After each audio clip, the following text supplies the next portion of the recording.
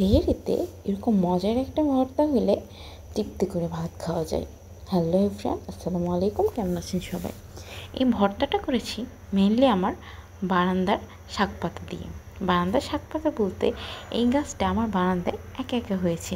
কিভাবে হয়েছে আমি নিজেও জানি না, তবে গাছটার পাতাগুলোয় অনেক পরিমাণে পুষ্টিগুণ আছে। এটাতে প্রচুর পরিমাণ ক্যালসিয়াম।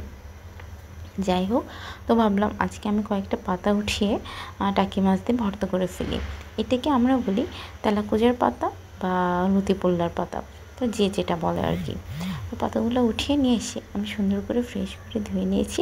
তারপর 2টা আলু কুচি করে আর সাথে পাতাগুলোও কুচি করে দিয়ে দিয়েছি।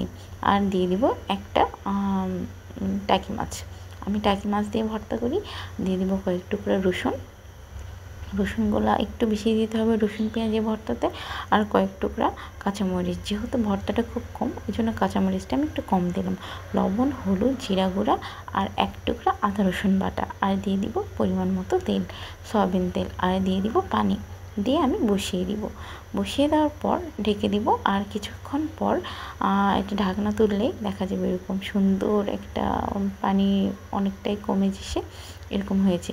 তখন আমি আরেকটু নেড়ে ছেড়ে কাঁটাটা ফেলে দিব মাছ থেকে বেছে। বড় কাঁটাটা, ছোটো কাঁটা তো আসলে বাছা সম্ভব না, আর ছোটো কাঁটাটা আসলে থাকেও না ভর্তা বাটার পরে। তো আমার যেহেতু আমি পাটাতে ভর্তা পিষতে পারি না, এই ভর্তাটা পাটায় বাটলে খুবই মজা লাগে।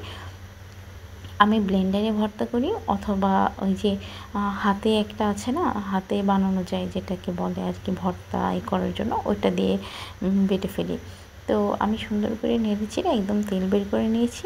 তারপর এটা আমি ভর্তা করে আপনাদের দেখাবো যে এটা কেমন হয়েছে দেখতে। এটা কিন্তু খুবই মজা লাগে খেতে, আর এটা খুবই পুষ্টিকর অ্যান্ড খুবই মজা লাগে। আপনারা কি এই পাতার ভর্তা খেয়েছেন?